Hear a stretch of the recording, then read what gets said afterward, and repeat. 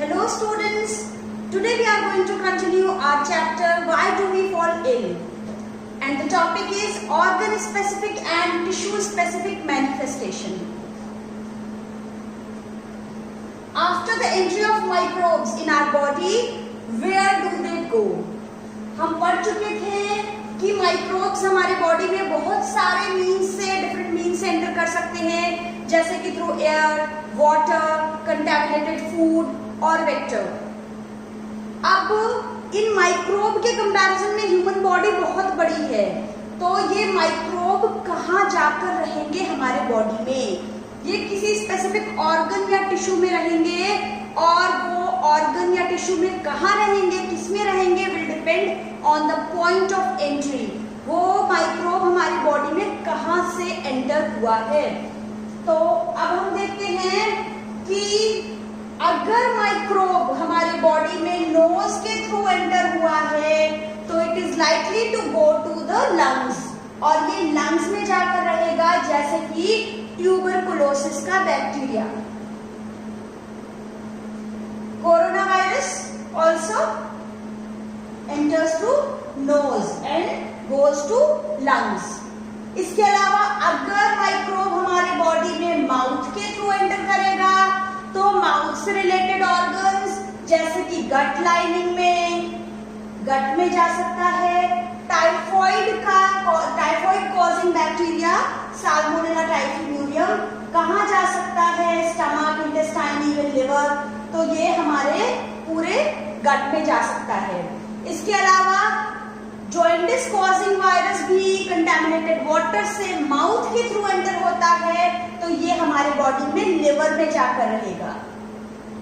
तो यानी कि माउथ से एंटर होने वाला हमारे डाइजेस्टिव सिस्टम में जाकर रहेगा। इसके अलावा हमेशा ऐसा ही हो जरूरी नहीं है, कुछ एक्सेप्शंस भी हैं, जैसे कि हमने एक डिजीज पढ़ी थी HIV एड्स।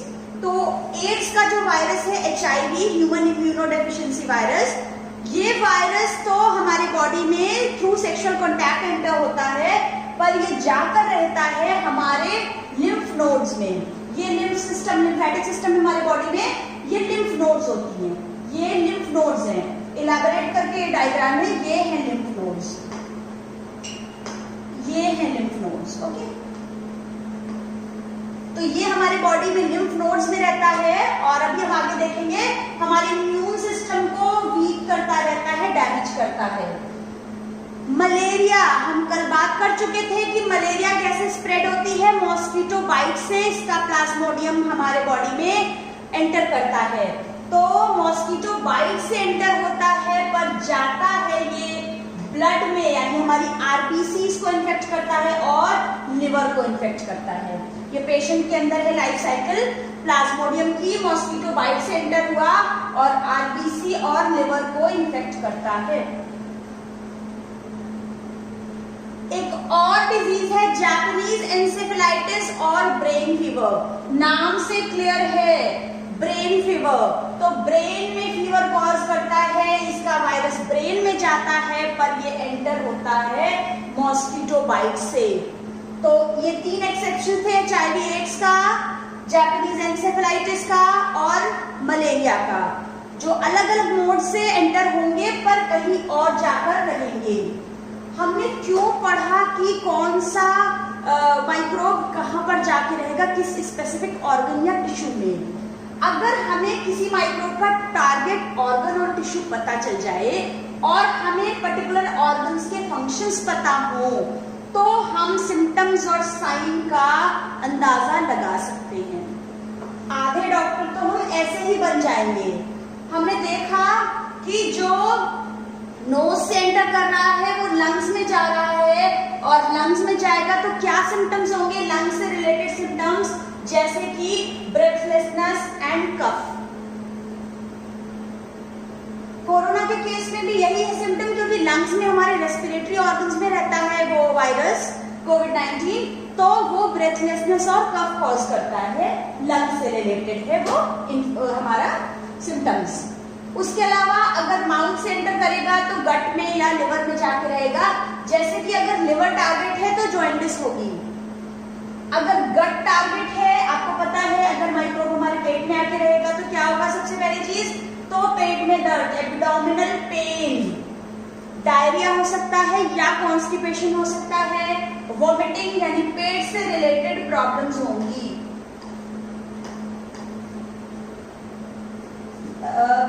यहाँ पर ये टाइफाइड के केस में फीवर भी होता है। इसके अलावा अगर ब्रेन में जाके, जैसे हमने बात की जापानीज एन्सेफेलाइटिस बीमारी का वायरस एंटर तो मॉस्किटो बाइट से हुआ पर जाकर ब्रेन में रहेगा, ब्रेन में रहेगा तो ब्रेन से रिलेटेड सिम्टम्स कॉज करेगा, जैसे कि headache, vomiting, unconsciousness, fits, you can see. अभी तक तो हमने देखा कि टिश्यू स्पेसिफिक इफेक्ट्स थे डिजीज के, पर इसके अलावा इनके एडिशन में ये कुछ जनरल इफेक्ट्स भी बॉडी में देते हैं, जैसे कि इनमें से है ये कितने इफेक्ट देंगे बॉडी में, ये हमारे बॉडी के इम्यून सिस्टम पे डिपेंड करेगा। और क्या होता है कि हमारा, ये बहुत इंपॉर्टेंट चीज है कि हमारी बॉडी का एक्टिव इम्यून सिस्टम कुछ सेल्स को रिक्रूट करता है। जब भी कोई माइक्रोब बाहर से आता है तो एक्टिव इम्यून सिस्टम हमारे बॉडी का कुछ सेल्स को रिक्रूट करता है इफेक्टेड टिश्यूज में उस डिजीज कॉजिंग माइक्रोब को किल करने के लिए। This recruitment process is called inflammation. Very important, this is called inflammation. अब इसका मतलब है जब भी माइक्रोब आया है, हमारी बॉडी में फाइट हुई है माइक्रोब और हमारे बॉडी की इम्यून सिस्टम की सेल्स के बीच में, इस फाइट के वजह से कुछ और इफेक्ट्स भी बॉडी में आते हैं उन स्पेसिफिक इफेक्ट्स के अलावा, जैसे कि ये लोकल इफेक्ट्स होते हैं, जैसे कि स्वेलिंग, पेन और फीवर। तो फीवर कई बार यही इंडिकेट कर रहा है हमारी बॉडी में कोई माइक्रोब आया है और हमारे बॉडी की फाइट हुई है। तो ये जनरल से इफेक्ट्स है, स्वेलिंग है, पेन है, रेडनेस है, फीवर, तो ये इन्फ्लेमेशन के इफेक्ट्स हैं। कुछ केसेस में ये, अभी तो हमने बात की टिश्यू स्पेसिफिसिटी होती है, पर्टिकुलर टिश्यू या ऑर्गन में ही जाके माइक्रोब रहेगा, पर एक ऐसा एग्जाम्पल है, एक एक्सेप्शन है HIV एड्स का केस, जहां पर एंटर तो वो किसी और मोड से हुआ है पर वो बॉडी में जनरल सीमिंग इफेक्ट्स देगा, किसी पर्टिकुलर टिश्यू या ऑर्गन की वजह से इफेक्ट नहीं आएंगे, जनरल सीमिंग इफेक्ट्स आएंगे। मींस ये एड्स का वायरस कहाँ रहता है, अभी हमने पढ़ा था, ये जाके रहता है लिम्फ नोड्स में और ये हमारे इम्यून सिस्टम को डैमेज करता रहता है। इम्यून सिस्टम हमारा वीक हो जाता है तो क्या प्रॉब्लम्स आएंगी आपको पता है। हम हर समय बहुत सारे माइक्रोब से हमारा इंटरेक्शन होता रहता है, ऐसा नहीं है हम बहुत ही क्लीन एनवायरमेंट में रह रहे हैं, हाथ में कहीं ना कहीं कुछ ना कुछ जर्म्स हमारे बॉडी में जाते हैं, नॉर्मल सी बात है, पर हमारी बॉडी का एक्टिव इम्यून सिस्टम उनसे लड़ लेता है, उसको भगा देता है, हमको पता भी नहीं चलता कि कोई माइक्रोब आया और हमने लड़ाई की। तो कई बार इन्फेक्शंस को ऐसे ही भगा देता है माइक्रोब्स को हमारा इम्यून सिस्टम। पर एड्स के केस में क्या होगा कि हमारा इम्यून सिस्टम इतना वीक हो जाता है कि जो नॉर्मल से कॉमन कोल्ड का वायरस या सिंपल सी माइक्रोब्स जिनसे हमारी बॉडी रोज लड़के भगा देती है, हमें पता भी नहीं चलता, वो भी हमारी बॉडी पे हावी हो जाते हैं। जैसे कि अगर कोई HIV पेशेंट है तो उसके बॉडी में इवन ये जो स्मॉल सा कॉमन कोल्ड है, स्मॉल सा कॉमन कोल्ड भी निमोनिया बन सकता है, माइनर गट इन्फेक्शन, डायरिया प्रोड्यूस कर सकता है ब्लड लॉस के साथ। इसका मतलब है पेशेंट में बहुत सारे सिम्टम्स हो सकते हैं। हमने क्या बात की कि जनरल सीमिंग इफेक्ट्स होते हैं, टिश्यू स्पेसिफिक नहीं। तो ये जनरल सीमिंग इफेक्ट्स हर ऑर्गन में, किसी भी ऑर्गन में हो सकते हैं। क्यों? क्योंकि इम्यून सिस्टम बहुत ज्यादा वीक हो गया है तो पेशेंट की डेथ हो जाती है बिकॉज ऑफ दीज इन्फेक्शंस। ये सिंपल से इन्फेक्शंस भी बहुत सीवियर हो जाते हैं और इनसे पेशेंट की डेथ हो सकती है। इसके बाद आता है कि डिजीज की सीवियरिटी किस पे डिपेंड करती है। कई बार होता है किसी में आप कोरोना के केस में भी देख रहे हो, बार बार बहुत सारे पेशेंट्स बिल्कुल ठीक हो जाते हैं, रिकवर हो जाते हैं और कुछ की डेथ हो जाती है। यहाँ क्या है, depends on the number of microbes. Disease का मैनिफेस्टेशन डिपेंड करेगा, डिजीज की सीवियरिटी डिपेंड करेगी कि कितने ज्यादा या कितने कम माइक्रोब्स हमारे बॉडी में हैं। अगर इनिशियल लेवल पे पता चल गया और उसको हमने ट्रीटमेंट शुरू कर दिया तो माइक्रोब्स का नंबर कम है, बढ़ नहीं पाया, तो डिजीज को हम जल्दी क्योर कर सकते हैं। अगर हमारे बॉडी में माइक्रोब्स का नंबर बहुत स्मॉल है तो डिजीज का मैनिफेस्टेशन, उसके इफेक्ट्स बहुत माइनर से होंगे, शायद अननोटिस्ड होंगे, इतने नॉर्मल से होंगे कि हम नोटिस भी ना कर पाए। पर अगर माइक्रोब्स हमारे बॉडी में बहुत लार्ज नंबर में है तो डिजीज का मैनिफेस्टेशन बहुत सीवियर होगा, ये कई बार लाइफ थ्रेटनिंग भी हो सकता है। अगर बहुत कम माइक्रोब्स हैं तो ये माइनर मैनिफेस्टेशन है, सिंपल सी बात है, अननोटिस्ड रहेगा। और अगर लार्ज नंबर में है माइक्रोब्स तो ये बहुत सीवियर मैनिफेस्टेशन होगा। लास्ट में सबसे इंपॉर्टेंट बात, ये सब कुछ डिपेंड करता है हमारे बॉडी के इम्यून सिस्टम में।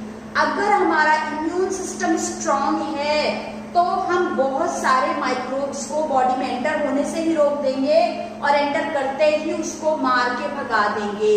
हमारे बॉडी में वो माइक्रोब्स अपना कोई भी इफेक्ट नहीं दिखा पाएंगे, सरवाइव नहीं कर पाएंगे अगर हमारा इम्यून सिस्टम स्ट्रांग है। बार बार इस बात पे फोकस दिया जा रहा है, तो आप भी पूरे एफर्ट्स लगाओ अपने बॉडी के इम्यून सिस्टम को स्ट्रांग बनाने। With this I come to an end of this topic. Till then stay safe, stay healthy and be immune. Thank you, have a nice day.